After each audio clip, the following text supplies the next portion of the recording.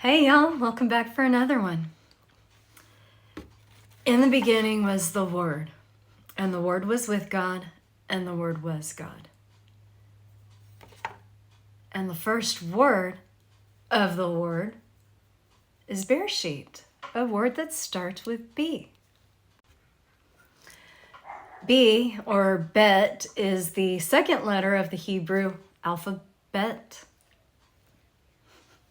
The ancient pictogram for the Bet looked like a backwards squared off American capital G.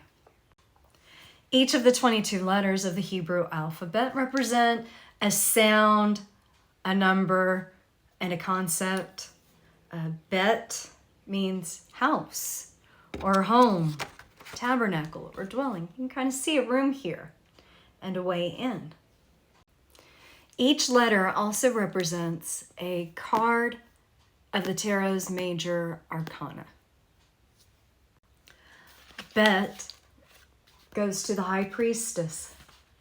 The second card, the second letter. You can kind of see it in the design. She is the divine feminine, and author Edward Waite says her truest and highest name and symbolism is Sheckinaw, the cohabitating glory. According to Everyman's Talmud, Sheckinaw literally means dwelling. It denotes the manifestation of God upon the stage of the world. Bet is a dwelling, a house, a home, a tent, a tabernacle. The revealing word tells us that the tabernacle represents the temporal body of man, as the temple built by Solomon in Jerusalem represents the permanent body. In the wilderness of sense, man worships God in a tent, or a temporary, transitory state of mind, which makes a perishable body. Yet in this flimsy structure are all the furnishings of the great temple that is to be built. So the body of every man is the promise of an imperishable one.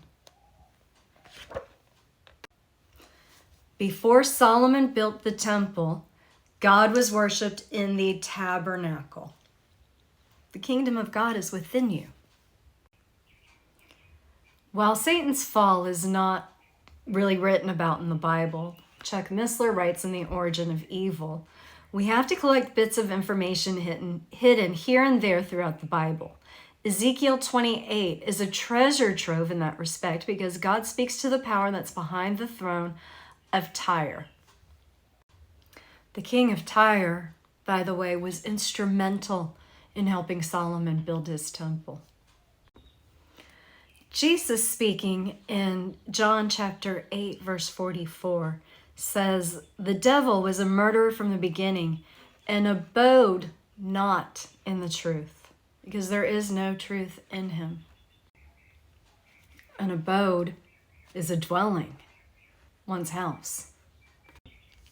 In other words, the accuser was not in the scroll of the Torah, in the divine feminine. He did not come out of this house, but rather he snuck in. A warning. Interest in metaphysical speculation is strongly discouraged by the Talmud. It's best not to dwell on it. For to dwell is to brood over, to linger on, to belabor something. To dwell on something is to ruin it. Satan comes to destroy. That is his intent.